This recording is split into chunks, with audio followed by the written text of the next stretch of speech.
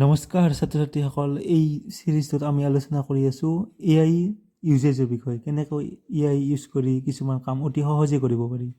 এই ভিডিঅ'টোত আমি আলোচনা কৰিম how to summarize a long PDF using AI। তাৰমানে AI ইউজ কৰি এটা দীঘল PDF কেনেদৰে চাব পাৰি। দীঘল PDFত থকা কিছুমান ইনফৰমেশ্যন অতি সহজে চাব পাৰি। তাৰ বাবে আমি এটা ৱেবছাইটত যাম, এটা PDF সংগ্ৰহ কৰিবলৈ।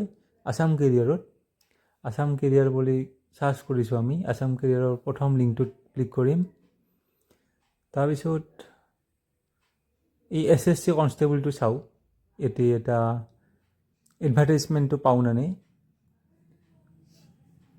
স্ক্ৰল কৰিম তলকলৈকে। হয়, এই এডভাৰটাইজমেণ্ট ডিটেইলছ বুলি যি আছে, এতিয়া ক্লিক হিয়াৰ বুলি আছে, তাতে ক্লিক কৰিম।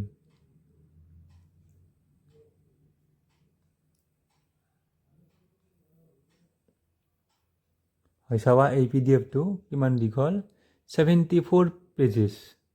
এই PDFটো ডাউনলোড কৰি ল'ম। ডাউনলোড বটনত ক্লিক কৰি এই PDFটো পঢ়িবলৈ বহু সময় লাগিব, কিন্তু AI ইউজ কৰি আমি ইয়াত থকা ইনফৰমেশ্যনবোৰ অতি কম সময়ৰ ভিতৰতে চাব পাৰোঁ।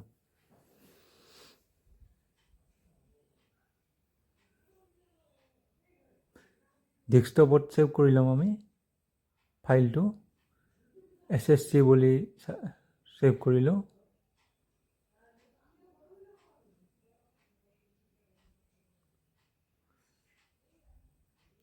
এতিয়া আমি এটা AI এপ খুলিম, যেনে জেমিনি খুলিবলৈ আমি গুগলত টাইপ কৰিব পাৰোঁ জেমিনি বুলি।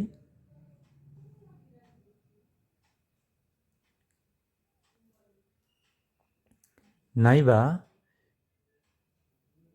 গুগল ক্ৰোম খোলাৰ লগে লগে এই ওপৰত যে 9টা ডট আছে, তাতে ক্লিক কৰি আমি এপবোৰ খোলা খাব, তাতে জেমিনি ক্লিক কৰিব পাৰোঁ। যিকোনো এটা কাম কৰিলে হ'ব।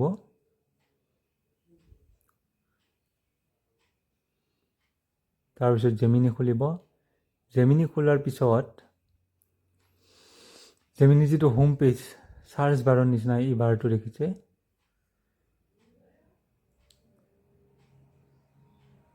ইয়াতে আমি PDFটো আপলোড কৰিম। এই প্লাছ যে এটা আইকন আছে, তাতে ক্লিক কৰিম।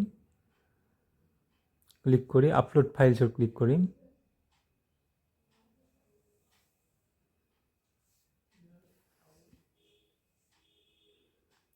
আপলোড ফাইলছত ক্লিক কৰাৰ পিছত আমি ডেস্কটপত যাম, য'ত ফাইলটো ছেভ কৰিছিলোঁ।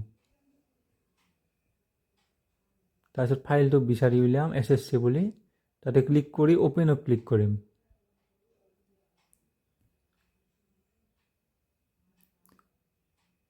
ফাইলটো আপলোড হোৱাৰ পিছত আমি তলত প্ৰম্পট লিখিম, মানে কি কৰিব বিচাৰিছোঁ তাৰ বিষয়ে লিখিম। ইয়াতে নিজৰ লেংগুৱেজত, নিজৰ ষ্টাইলত লিখিলে হয়। হেই জেমিনি, প্লিজ সামাৰাইজ দ্য কি points, important dates, syllabus, etc. of this PDF.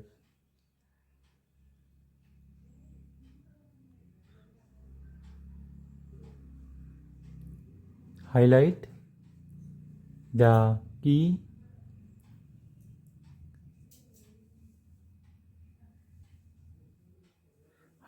important information. তাৰপিছত লিখিব পাৰোঁ AIত লিখাৰ প্ৰম্পটটো দিওঁতে যিমান ডিটেইলছ দিব পাৰোঁ, সিমানেই ভাল ৰিজাল্ট আহিব। Use tables if necessary.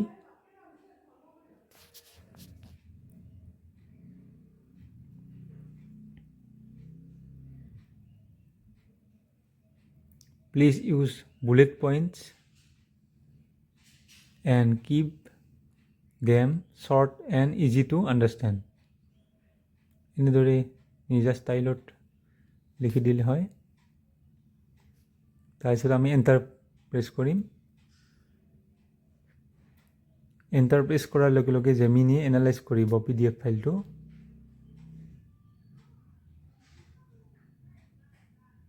Analysis হোৱাৰ পিছত PDF ফাইলটোৰ পৰা ইম্পৰ্টেণ্ট যিবোৰ ইনফৰমেশ্যন সেইবোৰ আমি দেখিবলৈ পাম আৰু সেইবোৰ অতি কম সময়ৰ ভিতৰতে আমি চাব পাৰোঁ।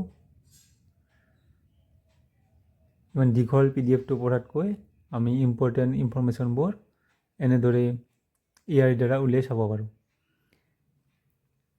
এক্সামৰ ডেট, এডুকেশ্যনৰ কোৱালিফিকেশ্যন,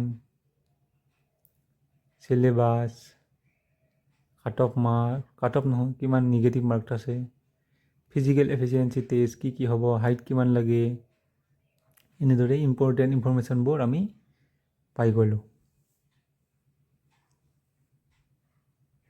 তাৰপিছত চাব পাৰোঁ আমি বেলেগ এটা AI দ্বাৰা, যেনে ChatGPT।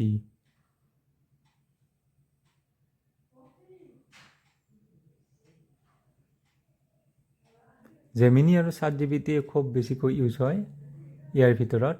ChatGPT বুলি চাৰ্চ কৰি প্ৰথম লিংকটোত আমি ক্লিক কৰিম।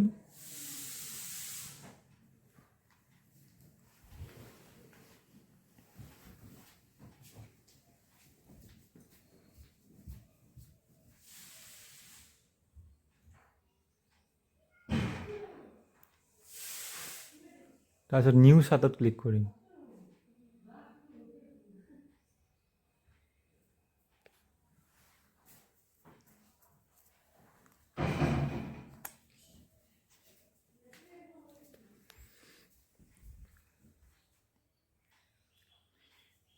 নিউ চাৰ্ট খোলাৰ লগে লগে এই যে প্লাছ আইকনটো দেখিছে তাতে ক্লিক কৰি আমি PDFটো আপলোড কৰিব পাৰোঁ, যেনেকৈ জেমিনিত কৰিছিলোঁ।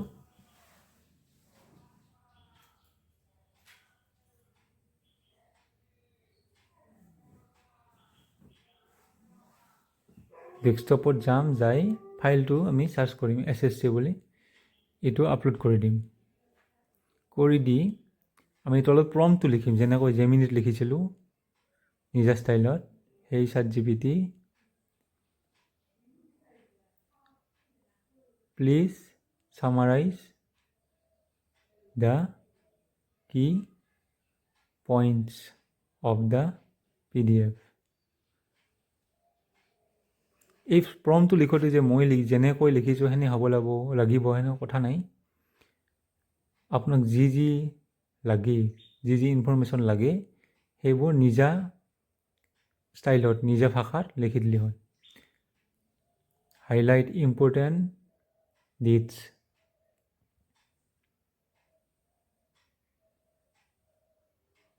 syllabus,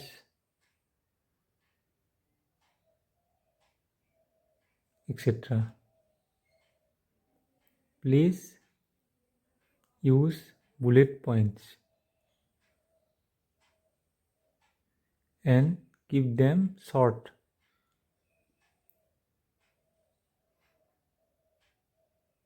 Use tables if necessary. এইখিনি লিখি আমি এণ্টাৰ দিব পাৰোঁ। এণ্টাৰ দবাৰ পিছত ChatGPTয়ে PDFটো এনালাইচিছ কৰিব। আহি গ'ল online application start date, last date,